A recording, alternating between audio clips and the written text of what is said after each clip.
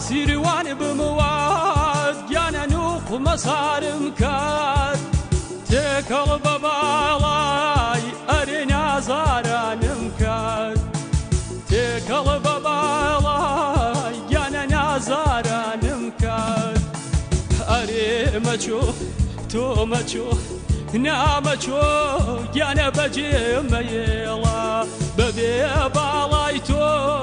من بینایم لێڵە بەبێ باڵای تۆ من بینایم لێڵە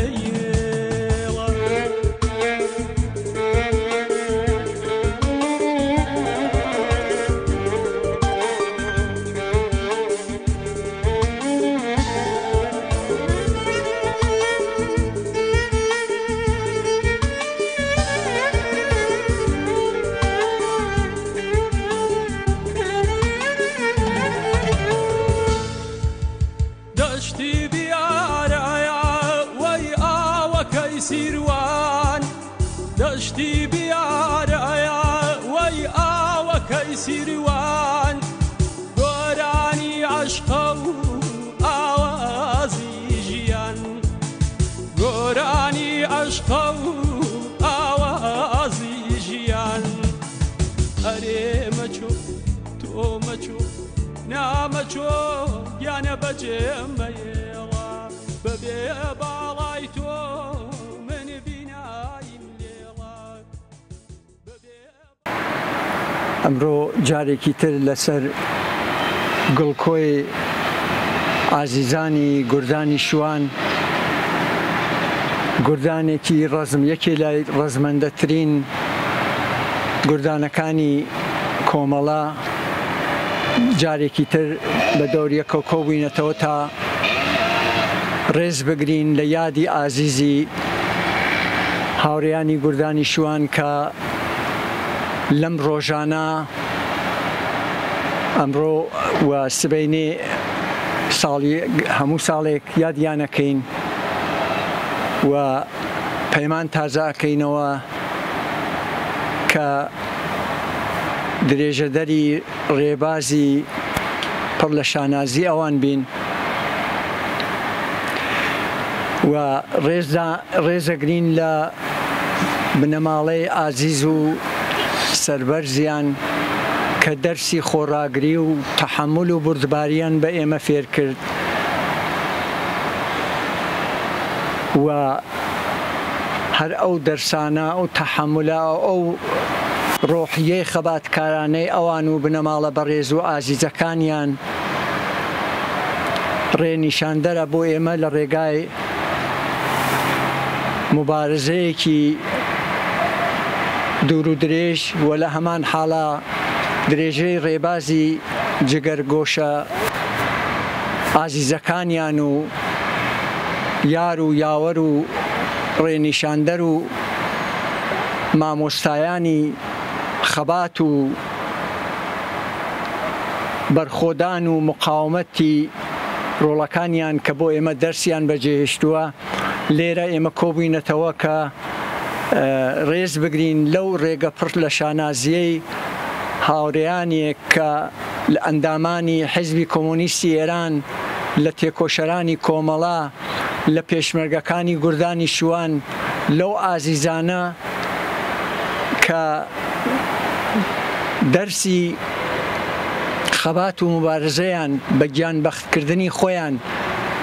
بە فداکاری خۆیان بۆ ئێمە بەجێهێشتووە.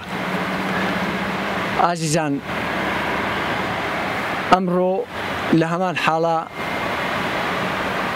ڕۆژی یادکردنەوە لە وەڕێزلێنان لە خەڵکی شاری هەڵەبجەس کە لە ئاکامەکان و لە ڕۆژەکانی ئاخر و دوایین ساتەکانە لە شەڕی ئێران و عێراق، شەڕی کۆنەپەرستانەی ئێران و عێراقا کە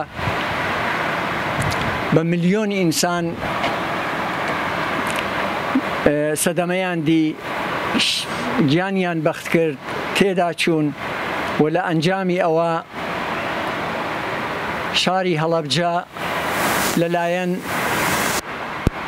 فڕۆکە جەنگیەکانی ڕژیمی بەعسی عێراقەوە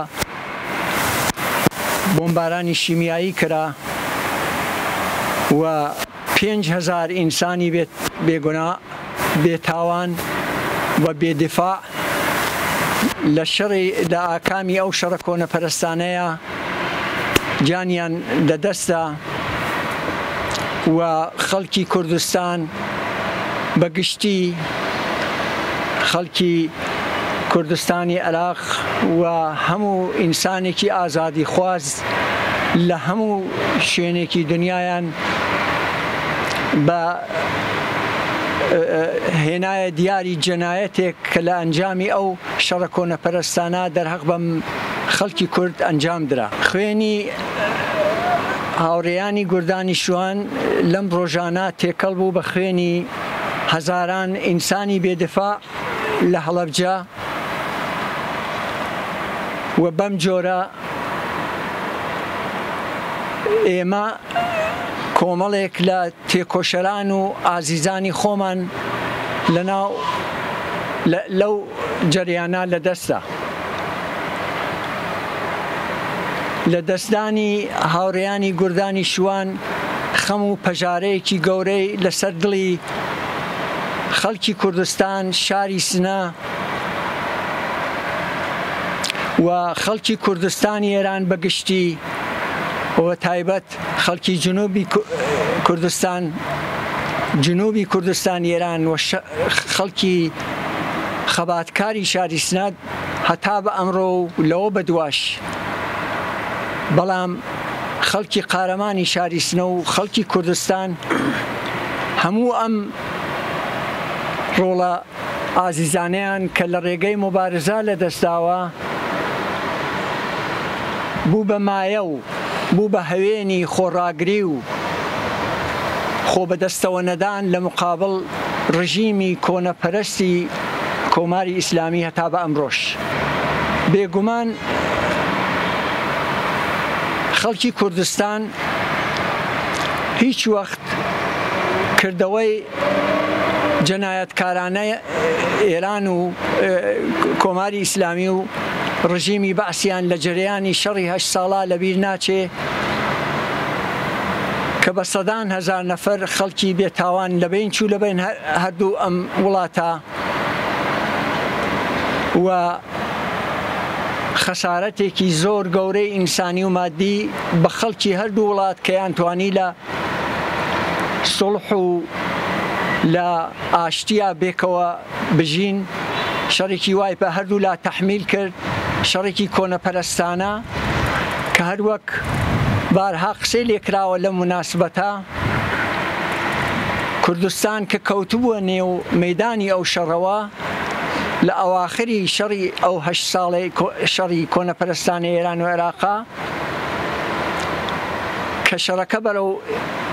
شەڕێکی بێحاصل کە بەرەو تەواوبوون ئەچوو هەردوو لە تێدە کۆشان کە ئیمتیاز کاتێک کە یانزانی ئەو شەڕە ڕوو بە تەواوبوونە و ئەبێ تەواوی بکەن و هیچ کام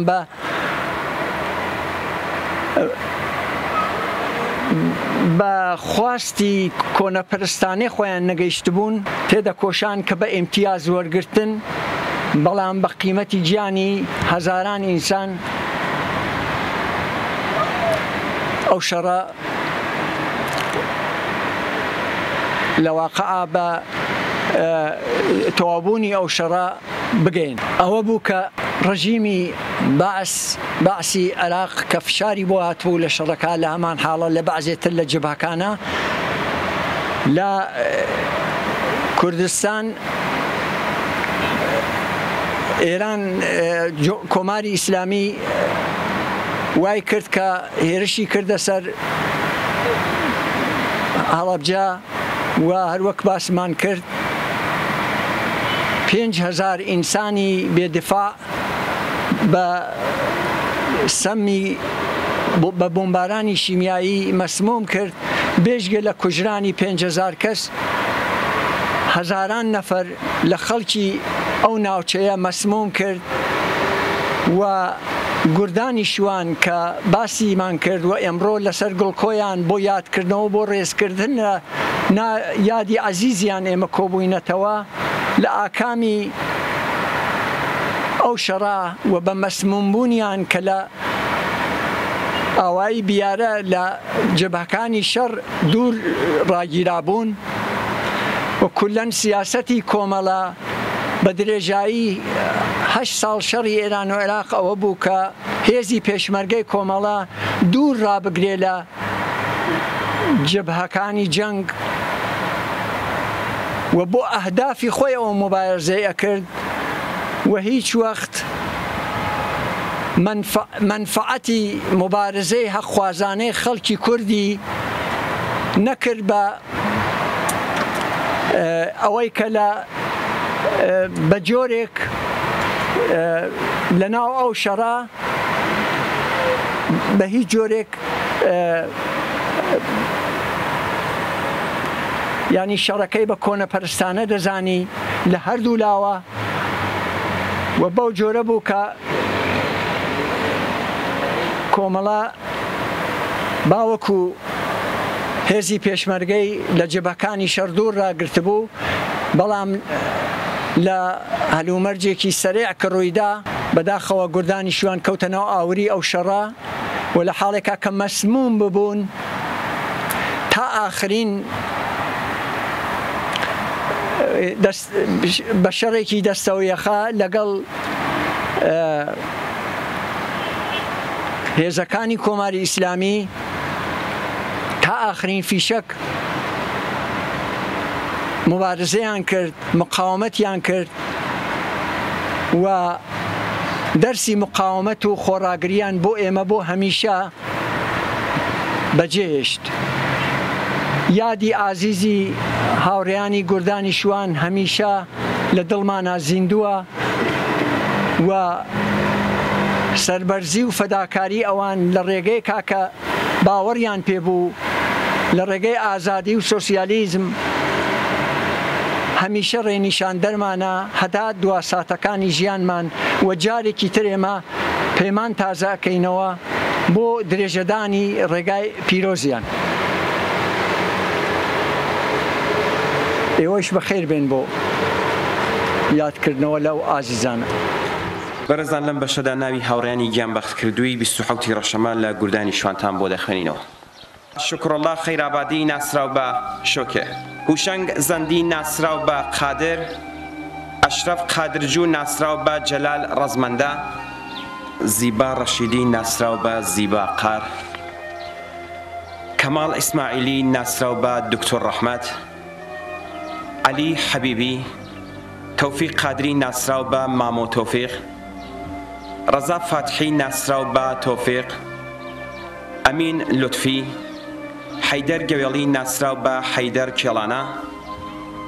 ماشەڵڵا مێهرپەنا، جەماڵ عەزیزادە، نادر سەبا، محەممەد نادری ناسراو بە سووا حوسێن، لوتفوڵڵا شەریعەتی، محمود سەمەدی ناسراو بە محمود ئەفراسیاو، ئیبراهیم ئەحمەدی، تاهیر قەوامی، سوهراب پزیشک هەمەدانی ناسراو بە کەماڵ، حەسەن باباخانی، ڕەحمەت کولاقوچی، ڕزوان ئەحمەدزادە، سەلاح بەشارەتی، نامێق کەریمی، بەدێع ئیسماعیلی، شاهڕۆخ بەنی بەشەر ناسراو بە دەبیر، ئەرسەلان سەعادەتمەند، فەرهاد گەوێڵی ناسراو بە فاتح کێڵانە، منسوور پاکسرشت، محەممەد عەلی وەزیری، عەزیزە ئەعزەمی، فەتحوڵڵا کەرەمی، سەبری دووسکامی ناسراو بە ئارەزوو، سابر مەلەکی ناسراو بە سابر کۆرکۆرە، عەبدولحوسەین محەممەدی، سوسان فەریقی، فەرهاد مەجیدی ناسراو بە سەباح، حسین ئەحمەدی، زوبەیر ئەحمەدی، قوباد سادقی، خالد واحدی ناسراو بە لالە خالد، فەرزاد محەممەدی، لطفوڵڵا محەممەدی ناسراو بە لطفوڵڵای نەوەڕا، تاهر زەبیحی ناسراو بە تاهر بێساران، ڕەزا خالدیان، محمود نادر محمودی ناسراو بە عەدنان هەورامی، نادر سليماني، فرهاد وكيلي،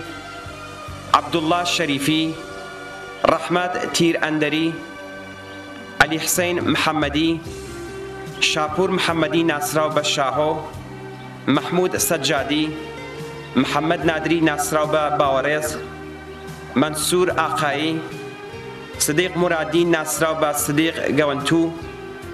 همایون نازری ناصراو با علی، کمال قادر کریمی، ناصر هادی، جمال اسکندری، زمانه قادری ناصراو با جالا، عطیه شریفی ناصراو با عطیه گزان، فرهاد حاجی میرزایی ناصراو با فرهاد باورز، علی مرادی، شهلا کلاقوچی، جمیل احمدی، کمال نظری مقدم ناصراو با ایرج و جبار سید مرادی.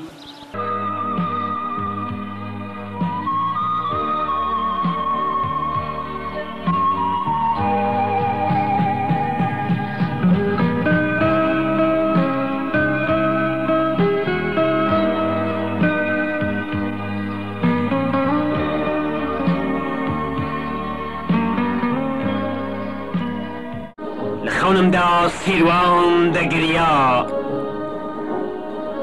ڕۆڵەکانم تارمایی و شەوەزەنگ دەورەی دابوون و دەستە دەستە بەستەی سەربەستی لەسەر زار بەرەو پیری مردنە چوون. دێوەزمەی مەرگ لە حەنای ورەی بەرزی هەڵۆکانم چۆکی لەرزی. بێدەنجیەکی شاناوی بوو.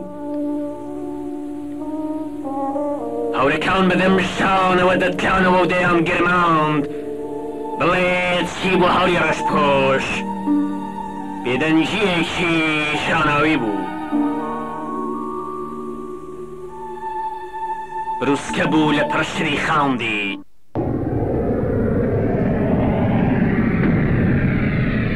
قناسەی خوێنی ڕۆژ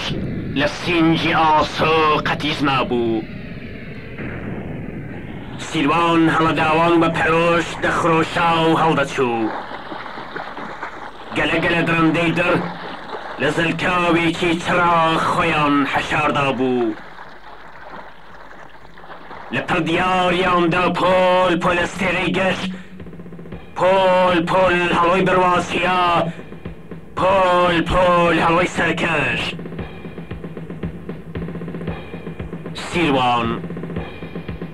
سیروان زۆرمان کەش بڕیوە. دەمێک لێرە وچاون دەگرین، پاشان لە شەقەی باڵ دەدەین هەتا بە خوێنین دش دەگەین. جەنگەڵ جەنگەڵ سەوڵی سەربەرز بەدەست و برد لێیان ڕاسان. هەوراز هەوراز هەڵۆی سەرکەش وەکو تەرزە بەستەریان داباران. کامە چەخەڵی گەر هەیە لە هەمبەر هەڵمەتی تیژی هەڵۆی هەڵمەت بەر پێناگرێ. کامە دەڕەندەی در هەیە لەبەر چاباڵی پۆڵاوینی هەڵۆی دڵاگرین خۆراوگرێ. سیروان خۆرۆشا و پڕەمبێژ لولی دەخوارد و دەچوە پێش. گەواڵ گەواڵ گژەبای سارد ئەو گژەبای گەماڕۆی هەڵەبجەیدا لۆشە لۆش ڕوە و سیروان پەنگی دەخوارد و دەیلوراند. من ڕەشترین دەستکردی خواری شەرم دەست بە هەرچی زیندەوەر و جان لەبەرم. گژەبای مەرگ لرفەلرف لولی دەخوارد و دەیقڕاند. یان کڕنوش بردن بۆ مەرگ یان بوونە نێچێری مەرگ. هەڵۆی تیژباڵ ببنە نێچێری گورگوداڵ. هەڵۆی بەجەرگ کڕنوش بەرێت بۆ مەرگ. نەتناسیون دوژمنی در من هەڵۆی ورە ئاگرم. من لوتکەی گەرکانی ڕقی سوورم کەی وەی سومەی مەرگ دەتوانێ سەر بەورەی گەرگەتووی شین دانەوێنێت. گەردەلولی سەرد وەک حەزیاویەکی سامار پێش دەخوا و دەهوڕێنێ وەی سومە و گەر تەم و تەرسە لورەی گورگ و شەقەی شاباڵ شاباڵی گەر شاباڵ بروسکەی تیژ شێخەڵ مەشخەڵی سوور مەشخەڵ و گورگ زوخم و ئاوهینگ خوێن و ئاگر ئەستێرە و مەرگ خەرمان ئاگر سوورە ئاسمان ئەستێرەی سوور گەشت و بەتیشک گەشت و ڕووناک وەک بروسکەدا دەبارێن بەسەر جەستەی گورگ و مەرگا تاڤگە ڕهێڵەی گر دەرسێنە نێو کێشاوی خوێن شێخەڵ سەوڵی سەربەرز باوەش تەرمی پیرۆز لەسەر دەستی سیروانی توورە و کەفچەرێن پەرشەنگ زنجی تێش بە پەرتاو ڕادەماڵێ شەوە سەنگ سیروان تا زیبار و بە پەرۆش خۆی بە کەنارەکاندا دەکوتێ پێش دەخوا و ئاخەڵ دەکێشێ هەڵدەچێ و دیسانەوە دەخرۆشێ بروسکە بوو لە پەرشری خاندی دای کەوتە سینگا شار شەوەشا هەردوو هەوڵ و هەوراسەشا هەر شاڵاوی تۆڵەستێن بوو لە کوچە و شەقامی شارایشی دەگرت و دەخرۆشا شریخە شەقەی شاباڵ هەوراز ڕێژن و باران ڕەوەز تەرسە و کەڵبەس شاڵاو شاباڵی تیژ شەتاو ڕهێڵەی قین ئاسمان پەرکەزێرینە شەقام مانگ و هاوار باوەش تاژە گوڵینە